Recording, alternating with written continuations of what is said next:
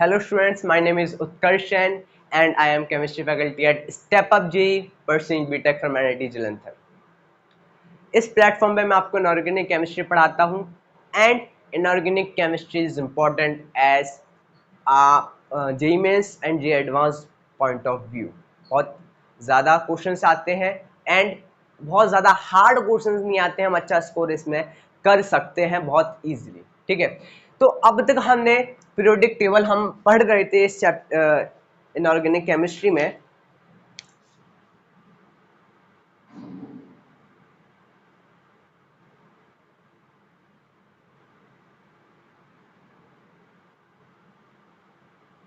Periodic table हम पढ़ रहे थे इनऑर्गेनिक केमिस्ट्री में और इसमें हमने अब तक कवर कर लिया था हिस्टोरिकल डेवलपमेंट कि जो भी हिस्ट्री में डेवलपमेंट पीरियोडिक टेबल में हो रही थी उसके बारे में हमने स्टडी किया था। जैसे कि हमने स्टडी किया था डोब्रिनेट्रैट्स क्या थे, ठीक ना, न्यूलैंड लॉ ऑफ ऑक्टेव क्या थे। मुझ पर अभी इतना समय नहीं है कि मैं यहाँ पे आपको दोबारा बता पाऊँ क्योंकि वीडियो बहुत लंबा हो जाएगा और आपका भी नुकसान है। तो आप पहली वीडियो में जाके देख सकते हैं जो फर्स्ट पार्ट सेकंड पार्ट है और उसमें अच्छे से डिटेल में मैंने इसको कर गया पढ़ सकते हैं। ठीक है, डोमिनेट ट्रैट्स हो गया, न्यूलैंड लॉ ऑफ ऑक्टेव हो गया, उसके बाद लॉथर मेयर क्लासिफिकेशन हो गया, फिर उसके बाद हमने पढ़ा था मेंडलीव क्लासिफिकेशन जो कि सबसे इंपॉर्टेंट क्लासिफिकेशन था एंड उसको काफी ज्यादा मान्यता मिली थी। मेंडलीव पीरियोडिक लॉ की बात कर रहा हूँ मैं। ठीक है, उसके बाद हमने हेनरी मोजरे लॉ को पढ़ा था जिसकी बेसिस पर हमारी मॉडर्न पीरियोडिक टेबल वर्क करती है। ठीक है, तो मॉडर्न पीरियोडिक टेबल में हमने ये पढ़ लिया था कि the physical and chemical properties of elements are periodic functions of their atomic numbers. जी हाँ, जो हमारे फिजिकल या केमिकल प्रॉपर्टीज है एलिमेंट की वो हमारी पीरियोडिक फंक्शंस होती हैं एटॉमिक नंबर का। और हमने यहाँ पे जो मेंडलीव का पीरियोडिक लॉ था उसको डिसअप्रूव करके, मेंडलीव ने क्या कहा था, मेंडलीव ने कहा था एटॉमिक मास, बट यहाँ हमने एटॉमिक मास को हटा दिया और हमने एटॉमिक नंबर को सेट कर दिया। ठीक है, सो ये अब तक हमने पढ़ लिया था।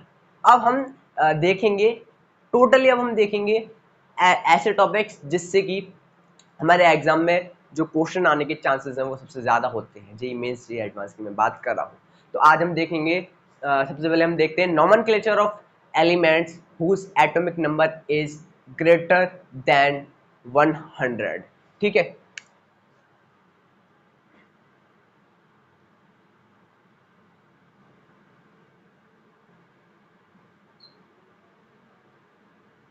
nomenclature of elements whose atomic number is greater than 100. So the first question which arises in our minds that why we have to give name to that elements whose atomic number is greater than 100। तो इसका answer ये है कि ऐसा होता है कि कोई एलिमेंट है उसको पूरी दुनिया फाइंड करने की कोशिश कर रही है, न्यू एलिमेंट फाइंड करने की कोशिश कर रही है and we are all living in a competitive world. सब में कॉम्पिटिशन लगा है कि इस एलिमेंट को मैं फाइंड करूंगा, मैं फाइंड करूंगा, क्योंकि आप जानते हैं कि एक एलिमेंट को फाइंड करना इज नॉट इजी टास्क। अगर हमने फाइंड कर लिया तो वी आर सक्सेसफुल एंड एक सनक भी होती है कुछ लोगों के अंदर, नहीं हमें करना है। तो ऐसे ही कई एलिमेंट्स ऐसे हुए जिसको दो लोगों ने फाइंड किया है, एक एक कंट्री से बिलोंग करता है, दूसरा दूसरी कंट्री से बिलोंग करता है। फिर पैदा होता है दोनों कंट्री के बीच में क्लैश कि इसको हमने फाइंड किया, इसको हम अपने हिसाब से नाम देंगे, इसको हमने फाइंड किया, इसको हम अपने हिसाब से नाम देंगे। तो इस क्लैश को रिजॉल्व करने के लिए आईयूपीएससी ने नॉमेनक्लेचर के सेट ऑफ स्टैंडर्ड रूल्स हमको प्रोवाइड किए हैं। उसके बेसिस पे हम इन एलिमेंट्स की नेमिंग करते हैं। वो रूल्स क्या हैं देखते हैं उनको। ठीक है, तो 0 1 2 3 4 5 6 7 8 9। ठीक है, तो 0 को उन्होंने एक नेमिंग दी जिसको उन्होंने बोला नील, 1 को बाय, 2 को ट्राई, 3 को सॉरी 0 को उन्होंने बोला नील, 1 को अन, 2 को बाय, 3 को ट्राई, 4 को क्वाड, फिफ्थ को पेंट, सिक्स को हेक्स, सेवन को सेप्ट, एट को ऑक्ट और नाइन को एन। ये आपको समझ में आया? ठीक है। अब इसके बेसिस पे हमको एलिमेंट्स की नेमिंग करनी है। ऐसा नहीं है हमने इसके बेसिस पे जो नेमिंग कर दी वो नेम स्टैंडर्ड नेम हो गया और अब हम आगे उसी नेम को यूज करेंगे, किताबों के अंदर उसी नेम को यूज करेंगे या फिर जो हमारा पीरियोडिक टेबल है उसको नहीं। ये केवल ये नेम तब तक हम यूज करेंगे तब तक उस एलिमेंट को उसका असली नाम नहीं दे दिया जाएगा, चाहे वो किसी साइंटिस्ट का नेम हो, चाहे वो किसी कंट्री के नेम के बेसिस पे, हमको उससे मतलब नहीं है। वो उसका पूरा प्रोसेस होगा नेमिंग का, डिफरेंट कंट्रीज के पर्सपेक्टिव लिए जाएंगे, उसके हिसाब से ही उसको नाम दिया जाएगा। बट तब तक हम इस नेम को यूज करेंगे। अब जैसे कि बात करते हैं 101 की, ठीक ना, तो इसका नाम क्या होगा? इसका नाम होगा, वन का होता है अन, जीरो निल, वन अन, तो इसके बाद हम लगा देंगे ईयम, नाम क्या हो गया? अन निल अनियम। तो 101 जिसका एटॉमिक नंबर होगा Z, अगर 101 है तो उस एलिमेंट का नाम हो जाएगा अन निल अनियम। तो आप इस बात को समझे। चलो हम दूसरा एग्जांपल लेते हैं। मान लीजिए किसी एलिमेंट का एटॉमिक नंबर है 109। बहुत इजी है, और इस पे क्वेश्चन अगर आ जाए और वो क्वेश्चन आप पे ना हो, आप मान लीजिए इसमें से कुछ भूल जाएं, आप पे वो क्वेश्चन नहीं हो पाए, सो आपको रिग्रेट होगा, नहीं होगा। एंड रिग्रेट की बात भी है क्योंकि इससे इजी क्या हो सकता है? ठीक है, 109, तो 1 का हो जाएगा अन, 0 का हो जाएगा निल, 9 का हो जाएगा अन एन, और ईएम इस पे लगा देंगे तो अननिल एनियम, अननिल एनियम। इसमें से डिफरेंस बना ये अननिल अनियम, अननिल एनियम। ठीक है, this is the nomenclature of elements. अगर हम कोई दूसरा एग्जांपल लें, हम 120 ले लेते हैं। ओके, 120, तो 1 का हो जाएगा अन, 2 का हो जाएगा बाय, 0 का हो जाएगा निल, और ईएम इसमें हम लगा देंगे अन बाय निलियम। ठीक है, एनी डाउट? कोई भी डाउट हो आप नीचे कमेंट करें एंड इसको नोट डाउन करें।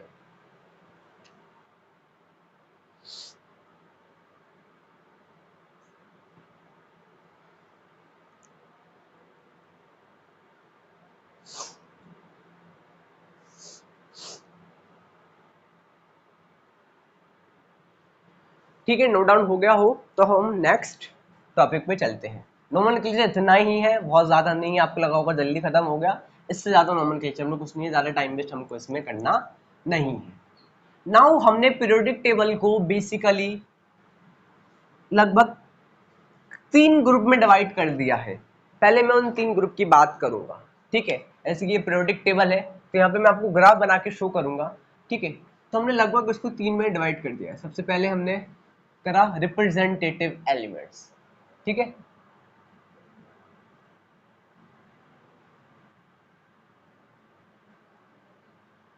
Representative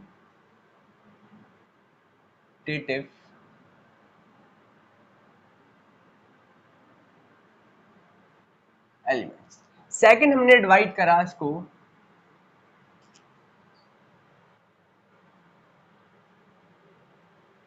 transition elements.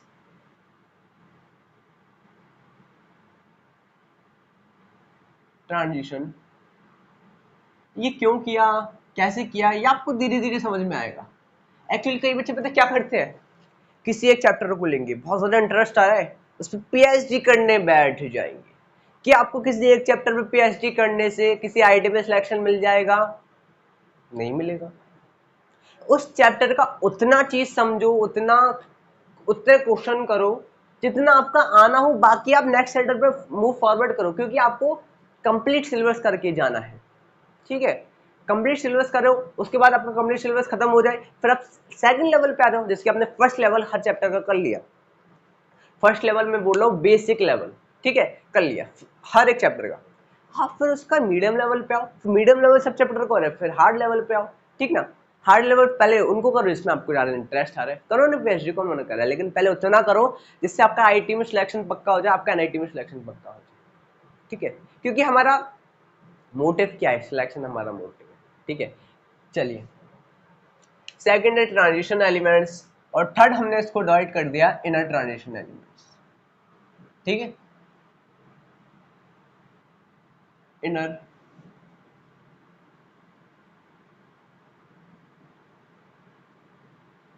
ट्रांजिशन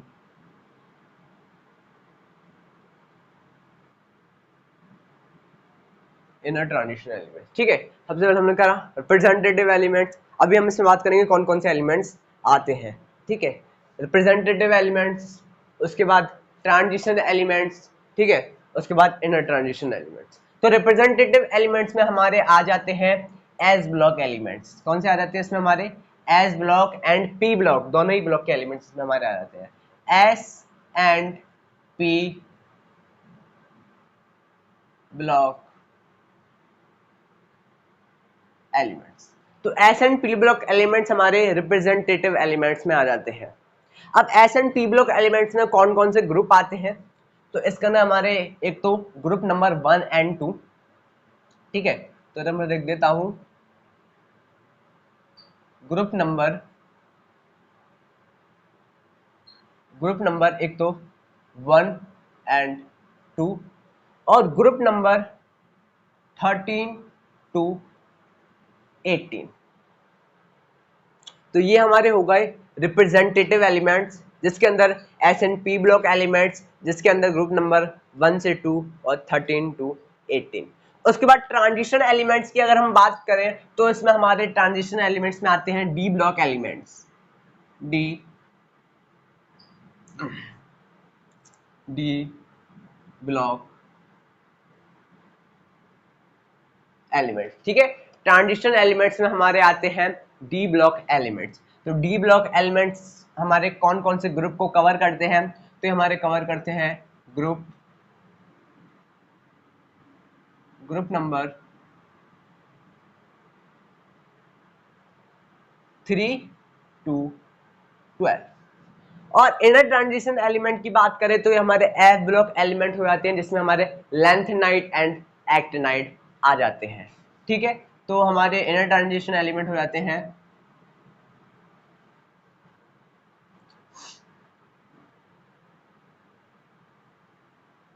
ठीक है। उसके बाद हमारे इनर ट्रांजिशन एलिमेंट हो जाते हैं एफ ब्लॉक एलिमेंट्स,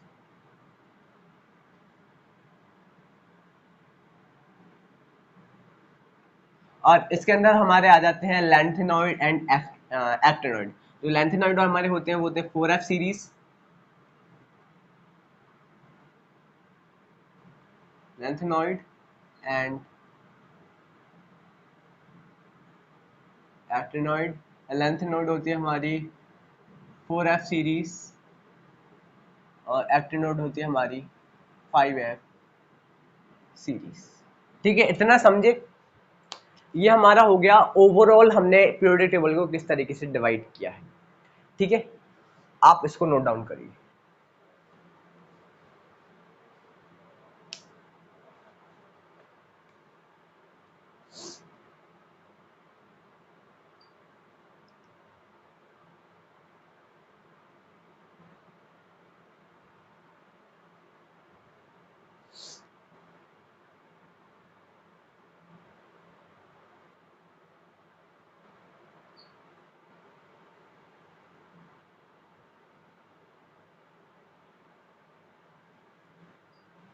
नाउ अब हम देखते हैं कि कुछ कुछ हमारी नॉर्मल लैंग्वेज में नेमिंग्स है, थोड़ी उन नेमिंग्स को भी हम देख लेते हैं। नेमिंग जानते हो ना, जैसे कि मान लो आप स्कूल में अभी पढ़ते हो, कोचिंग जाते होगे, ठीक है, स्कूल जाते होगे, तो उसमें 3-4 ग्रुप्स ऑफ स्टूडेंट्स होते हैं, groups of student I am talking about, ठीक ना। एक स्टूडेंट का ग्रुप होता है जो कि पढ़ने में अच्छा होता है, ठीक ना, तो उसको पढ़ाकू ग्रुप कह दिया जाता है। कई बच्चे ऐसे काम बड़े करते हैं, पढ़ाई में मन नहीं लगेगा, ऐसे काम में बहुत मन लगता है, ठीक है, उस ग्रुप का नाम दिया पढ़ाकू स्टूडेंट ग्रुप।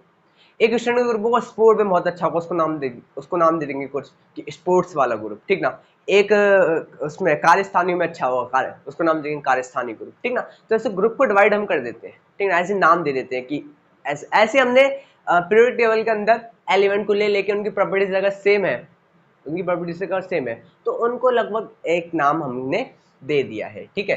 तो सबसे पहले हम बात करते हैं जो हमारे ग्रुप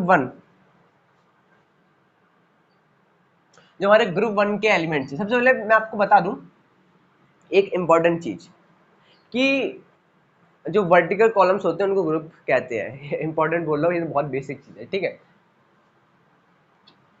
बताए लिख देता हूँ मैं एक बार, क्योंकि क्या है ना, ये चीज आपके लिए नहीं है, तो कई बार स्टूडेंट्स भूल जाते हैं। कॉलम जानते हैं ना क्या होता है, तो ये बच्चे को इसमें भी थोड़ा कंफ्यूजन होता है। देखो, इसको हम कहते हैं रोज और इसको हम कहते हैं कॉलम्स। ये कॉलम्स है, ये रोज है, ठीक है ना। तो वर्टिकल कॉलम्स को क्या कहते हैं हम, इनको कहते हैं हम ग्रुप्स। पीरियोडिक टेबल की मैं यहाँ बात कर रहा हूँ, ठीक है। तो उसमें हम ग्रुप वन एलिमेंट्स को बोलते हैं, क्या बोलते हैं कमेंट करिए अगर पता हो तो। ग्रुप वन एलिमेंट को हम बोलते हैं alkali metals. Alkali metals, group one elements को हम अल्काली मेटल्स बोलते हैं, ठीक है। ग्रुप सेकंड एलिमेंट को हम क्या बोलते हैं, दोबारा मैं वही बात बोलूंगा, पता हो तो कमेंट करिए। अगर आप ऐसी चीज करते हैं जैसे कि मान लीजिए आपको कोई बात पता है, ठीक है, और आपसे कोई पूछता है या फिर किसी और से पूछता है, आपके किसी दोस्त से पूछता है, लेकिन आपको वो पता है, आप उसको अगर उसी वक्त कॉपी में लिख देते हैं, ठीक है, तो आपको वो चीज हमेशा के लिए याद हो गई, मान लीजिए उस बात को, ठीक है। तो ग्रुप सेकंड एलिमेंट को हम क्या बोलते हैं, ग्रुप सेकंड एलिमेंट को हम बोलते हैं alkaline earth metals. Alkaline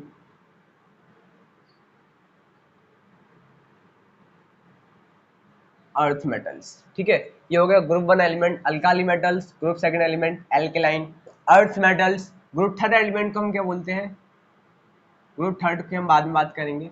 group 15, group 15 के जो एलिमेंट्स है उनको हम बोलते हैं, देखो ग्रुप 15 में जो एलिमेंट्स आते हैं वो हमारे नाइट्रोजन फैमिली के एलिमेंट्स होते हैं, ठीक ना। तो उनको हम निक्टोजेंस बोलते हैं, ठीक है। नाइट्रोजन फैमिली के हमारे ये एलिमेंट्स होते हैं, उनको हम बोलते हैं निक्टोजेंस। ग्रुप 16, ग्रुप 16 में हमारा एक बहुत फेमस एलिमेंट आता है, ऐसे फेमस तो ग्रुप 16 में हमारा एक बहुत फेमस एलिमेंट आता है, वो ऑक्सीजन होता है। इसको हम बोलते हैं, क्या बोलते हैं, चालकोजेंस, ठीक है, चालकोजेंस। तो अब तक हमने क्या देखा, जैसे कि ग्रुप वन में कौन कौन से एलिमेंट होते हैं बताइए। सोडियम होता ही नहीं होता, बिल्कुल होता है, ठीक है ना। तो उसमें हमारे कौन से एलिमेंट आते हैं, अल्काली मेटल्स। ग्रुप सेकंड में एल्कलाइन अर्थ मेटल्स आते हैं। ग्रुप 15 में निक्टोजेंस बोलते हैं हम उसको, ठीक है। ग्रुप 16 को हम बोलते हैं चालकोजेंस। फिर आता है ग्रुप 17,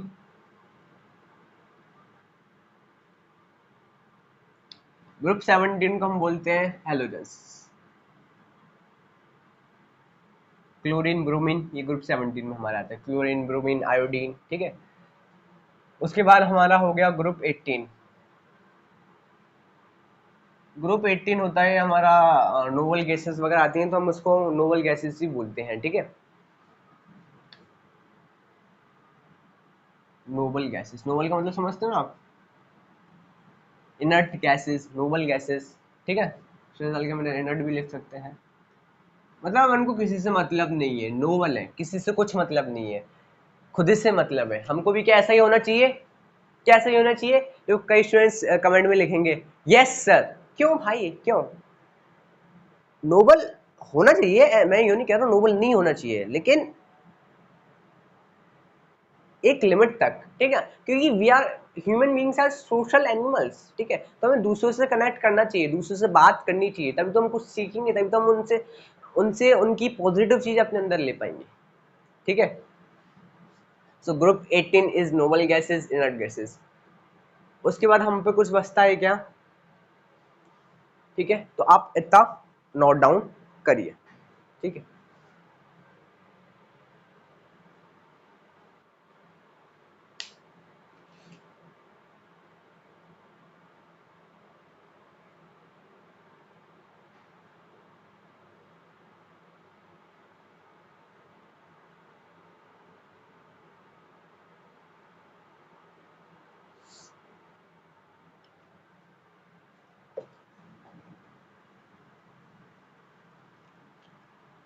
उसके बाद लेंथेनाइड कहाँ से शुरू होता है, कहाँ पे खत्म होता है, वो देखते हैं। ठीक है, तो हमारे लेंथेनॉइड्स एलिमेंट हैं, वो कहाँ से शुरू होते हैं, कहाँ से खत्म होते हैं। तो लेंथेनॉइड हमारे सीरियम से शुरू होते हैं और खत्म होते हैं लुटेटियम। ठीक है, एक्टिनॉइड कहाँ से शुरू होते हैं, कहाँ से खत्म होते हैं, वो देखते हैं। ठीक है, तो एक्टिनॉइड हमारे थोरियम से शुरू होते हैं और लोरेंशियम पे खत्म होते हैं। ठीक है,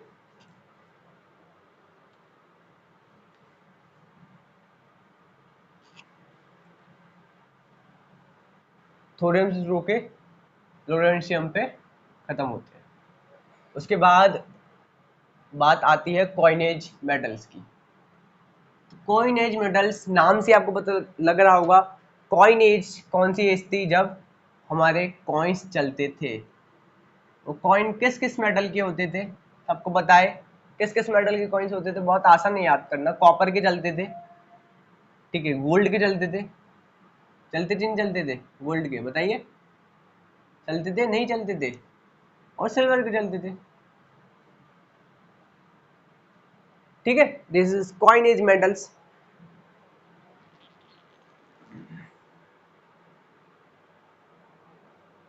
उसके बाद नोबल मेटल्स की बात आती है। नोबल मेटल्स बहुत सारे हैं, लेकिन मैं अभी यहाँ पे दो तीन ही लिखूंगा, जैसे कि Ag, Au, Pt, these are noble metals।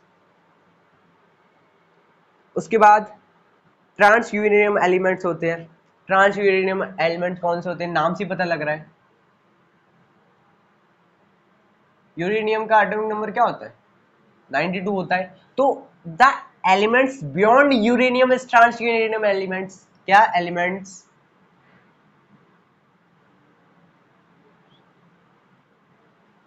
Beyond uranium, इसको हम ट्रांस यूरेनियम एलिमेंट्स कहते हैं। ठीक है, elements beyond uranium is transuranium elements. उसके बाद एक आता है इंपॉर्टेंट चीज, विच इज डायगोनल रिलेशनशिप। क्या, डायगोनल रिलेशनशिप। चलिए अपन डायगोनल रिलेशनशिप को देखते हैं, क्या होता है डायगोनल रिलेशनशिप। तो डायगोनल रिलेशनशिप में कुछ ऐसे एलिमेंट्स होते हैं जो डायगोनली सिमिलर प्रॉपर्टी शो करते हैं। ठीक है, जैसे कि हमें पता है कि जो ग्रुप्स होते हैं वो आपस में प्रॉपर्टीज को पीरियोडिसिटिकली या तो उनकी प्रॉपर्टीज सेम होती है या फिर ग्रेजुअल इंक्रीज या डिक्रीज होता है उनके प्रॉपर्टीज के अंदर। बट बट डायगोनल रिलेशनशिप में ऐसे एलिमेंट्स हैं जिनकी जो प्रॉपर्टीज है वो डायगोनली रिलेट करती है। कैसे रिलेट करती है, डायगोनली। बहुत ज्यादा एलिमेंट नहीं है डायगोनल रिलेशनशिप में। जो हमारे एलिमेंट्स हैं वो तीन के ग्रुप बनते हैं, एक लिथियम मैग्नीशियम का, एक बेरिलियम एल्यूमिनियम का। क्या, एक लिथियम और एक मैग्नीशियम का, ठीक ना, एक बेरिलियम का और एक एल्यूमिनियम का। ठीक है, और एक हमारा बनता है बोरोन का और सिलिकॉन का। बोरोन का और सिलिकॉन का मैंने ऐसे क्यों लिखा है, ताकि मैं इसमें आपको डायगोनल रिलेशनशिप दिखा सकूं। ठीक है, इनकी जो प्रॉपर्टीज होगी वो एक दूसरे के संग periodicity शो करेगी या फिर इक्वल होगी। periodicity शो करेगी in the sense gradual increase या gradual decrease in the properties, physical या केमिकल प्रॉपर्टीज में उसमें होगा। ठीक है, इतना समझ में आया आपको, इतना आप नोट डाउन कर सकते हैं। यही डायगोनल रिलेशनशिप है। डायगोनल रिलेशनशिप में बहुत ज्यादा इसके अंदर नहीं है। ठीक है,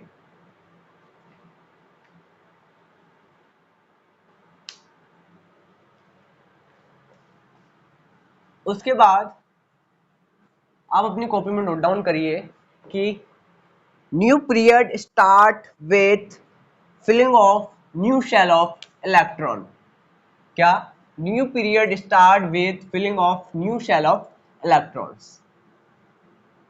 न्यू पीरियड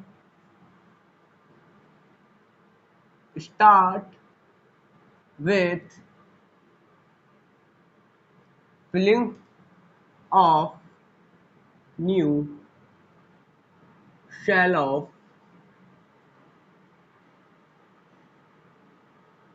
एटम। ये बात समझे आप?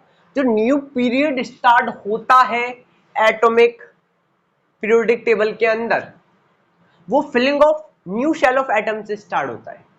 ठीक है, जैसे कि ये पीरियड 1 हो गया, ये पीरियड सेकंड हो गया, ये पीरियड थर्ड हो गया, ये पीरियड फोर्थ हो गया। ठीक है, जैसे कि सेकंड पीरियड अब स्टार्ट होगा ना, तो उसमें सेकंड शेल बढ़ना स्टार्ट हो जाएगी। थर्ड पीरियड में थर्ड शेल बढ़ना स्टार्ट हो जाएगी। शेल क्या है? एन। फोर्थ में एन इक्वल टू 4 फिल करना स्टार्ट हो जाएगा। ठीक है, ये बात समझ में आ रही है? जैसे कि हम सेकंड पीरियड का कोई एटम उठाएं, जैसे कि हम सोडियम उठाते हैं, सोडियम हमने उठा लिया। ठीक है,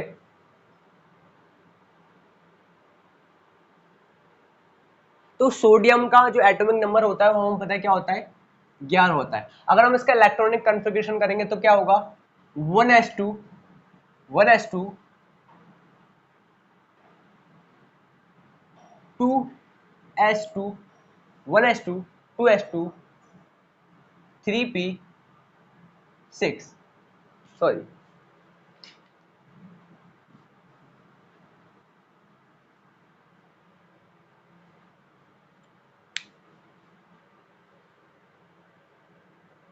ठीक है।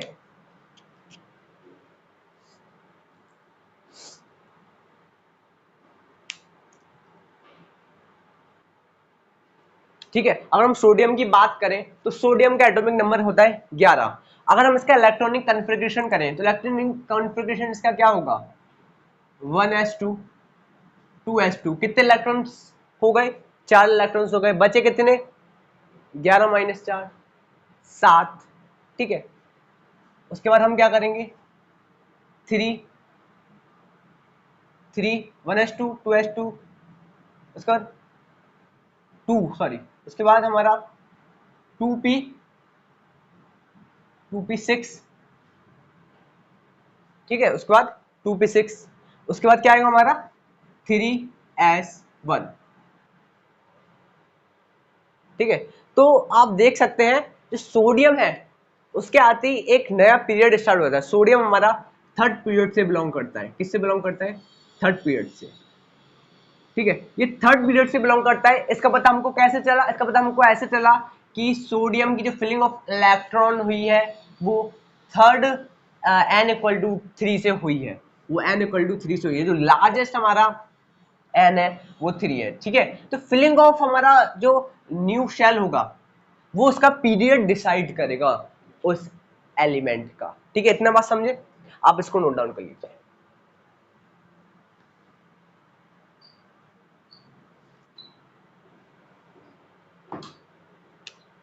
जैसे कि अगर हम nth पीरियड की बात करें, किसी भी एलिमेंट का nth पीरियड, तो वो कैसे डिसाइड कर सकते हैं अपन? बहुत आसान फॉर्मूला उसको डिसाइड करना। ठीक है, जैसे कि ns np n minus 1 d n minus 2 f।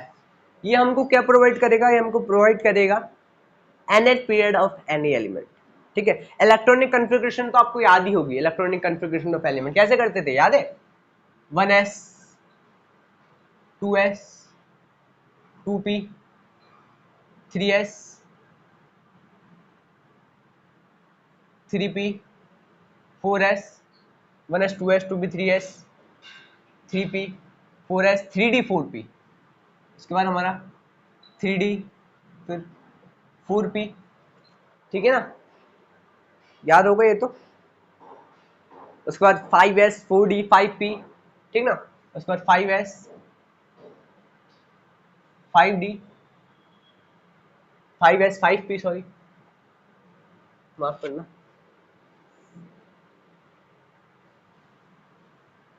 उसके बाद 5s, ठीक है, उसके बाद 4d, फिर 5p। तो इस तरीके से इलेक्ट्रॉनिक कन्फिग्रेशन होती थी। ठीक है ना, तो इसी तरीके से हमारी जो nth पीरियड की इलेक्ट्रॉनिक कन्फिग्रेशन ऑफ एलिमेंट होगी वो इस प्रकार से होगी, किसी भी एटम की अपन उठाएंगे तो।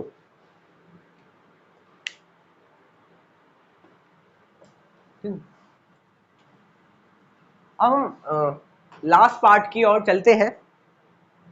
उसके बाद हम नेक्स्ट वीडियो में ये डिस्कस करेंगे कि हमको पीरियोडिक टेबल को याद कैसे करना है, how to learn periodic table. उसमें हम न्यूमेरिक्स की बात करेंगे, हम न्यूमेरिक्स के थ्रू पीरियोडिक टेबल को याद करने की कोशिश करेंगे। ठीक है, अभी हम लास्ट चीज देखते हैं इस वीडियो इस लेक्चर की। कुछ कुछ ऐसे एलिमेंट्स हैं जिनकी जो इलेक्ट्रॉनिक कन्फिग्रेशन है वो एक्सपेक्टेड कुछ होती है, एक्चुअल कुछ होती है।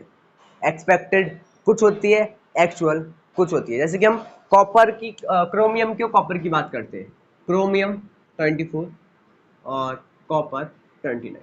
तो क्रोमियम की हमारी एक्सपेक्टेड इलेक्ट्रॉनिक कन्फिग्रेशन क्या होनी चाहिए थी, बताइए क्या होनी चाहिए थी। क्रोमियम का 24 होता है, तो लास्ट की मैं बात करूंगा 4s2 और 4s2 44 होनी चाहिए थी। होनी चाहिए थी, नहीं होनी चाहिए थी, बिल्कुल होनी चाहिए थी एक्सपेक्टेड। हमारी कॉपर की एक्सपेक्टेड क्या होनी चाहिए थी, कॉपर की एक्सपेक्टेड होनी चाहिए थी 4s2 3d9, बिल्कुल होनी चाहिए थी। 4s2 3d9 होनी चाहिए थी, नहीं होनी चाहिए थी, बिल्कुल होनी चाहिए थी। बट हमारी इसकी इलेक्ट्रॉनिक कन्फिग्रेशन ये नहीं होती है। क्या होती है इलेक्ट्रॉनिक कन्फिग्रेशन और क्यों होती है, चलिए वो बात करते हैं। ऐसे बहुत सारे एलिमेंट है, वो भी मैं नोट डाउन करूंगा, आप नोट डाउन कर लेना। इसके इलेक्ट्रॉनिक कन्फिग्रेशन क्या होती है, इसके इलेक्ट्रॉनिक कन्फिग्रेशन हमारी क्रोमियम की होती है 4s1, सॉरी 3d आएगा, 4s1 3d5। ऐसा क्यों होता है अभी बात करते हैं। और इस कॉपर की होती है हमारी 4s1 3d10। ऐसा इसलिए होता है क्योंकि हमने ऑलरेडी एटॉमिक स्ट्रक्चर वाले चैप्टर में पढ़ रखा था कि हाफ फिल्ड और फुल फिल्ड जो हमारे सबसेल्स होती हैं वो बहुत स्टेबल होती है, वो ज्यादा स्टेबल होती है एज कंपेयर टू 3d4 हो या 3d9 हो। ये 3d4 है तो इसकी और इसकी स्टेबिलिटी में बहुत ज्यादा फर्क होगा। तो इतना ज्यादा फर्क को देखते हुए इलेक्ट्रॉन मूव आउट कर जाता है, यहाँ से इलेक्ट्रॉन यहाँ से मूव आउट कर जाता है। थोड़ी बहुत की बात होती है, कोई बात नहीं है। मैं बहुत अच्छा एग्जांपल देता हूँ। आजकल टीचिंग इंडस्ट्री में बहुत ज्यादा ये हो रहा है कि किसी टीचर को अगर कोई बड़ी नामी गिरामी कंपनी बहुत ज्यादा पैसे ऑफर करती है तो वो टीचर वहां से चले जाता है। क्यों चले जाता है, क्योंकि देखो जैसे कि आपकी मान लो इनकम 1 लाख रुपए है, ठीक है, आपको कोई 1,10,000 रुपए देगा, क्या आप अपनी वफादारी को छोड़कर उस ऑर्गेनाइजेशन में जाना चाहोगे, नहीं, ठीक है। यही आपको वो 1 लाख के 10 लाख देगा तो शायद आप चले जाओगे, शायद आप चले जाओगे, ठीक है। तो यही यहाँ पे हो रहा है। यहाँ पे जो हमारा स्टेबिलिटी का जो डिस्टेंस है, जो स्टेबिलिटी का जो हमारा बीच में जो गैप है बहुत ज्यादा है, इसलिए ये स्टेबल नहीं होती है और इलेक्ट्रॉन मूव आउट करके इसमें चले जाता है। ये स्टेबल नहीं होती, इलेक्ट्रॉन मूव आउट करके यहाँ पे चला जाता है, ठीक ना। तो आप ऊपर लिख लीजिए इसमें एक्सपेक्टेड और इधर लिख लीजिए हमारी एक्चुअल, ठीक है, एक्चुअल। उसमें अभी और है वो मैं यहाँ पे नोट डाउन कर देता हूँ। सो गाइस आज के लेक्चर में हम इतना ही पढ़ते हैं। This is all from my side and हम नेक्स्ट लेक्चर में देखेंगे कि how to learn periodic table, ठीक है। न्यूमेरिक्स के थ्रू हम पूरी पीरियोडिक टेबल याद कर देंगे। आपको लग रहा होगा यार 100 एलिमेंट कैसे याद करेंगे, इट्स वेरी इजी। मैं आपको याद करवाऊंगा, गारंटी देता हूँ। नेक्स्ट लेक्चर में आइएगा, पूरी पीरियोडिक टेबल हम याद कर लेंगे, ठीक है। एंड दोबारा आपसे बोलूंगा अभी जाके केमिस्ट्री की जो हमारी एनसीईआरटी को रीड करिए, सब डाउट आपके क्लियर हो जाएंगे। जो डाउट क्लियर नहीं होते हैं उसको, उसके लिए आप रेफरेंस बुक को रीड कर सकते हैं, ठीक ना। हमारे लेक्चर दे सकते हैं और किसी टीचर के लेक्चर समझ में आते हैं उसको देख सकते हैं। हमारा मोटिव इतना ही, आपको समझ में आना चाहिए, आपका सिलेक्शन होना चाहिए। मतलब नहीं आप कहाँ से पढ़े कैसे पढ़े, बट आपका कॉन्सेप्ट क्लियर होना चाहिए। इसलिए हम हमेशा हाजिर है। कोई कमेंट, कोई डाउट हो कमेंट करिए, आपको जवाब जरूर मिलेगा, ठीक है। धन्यवाद।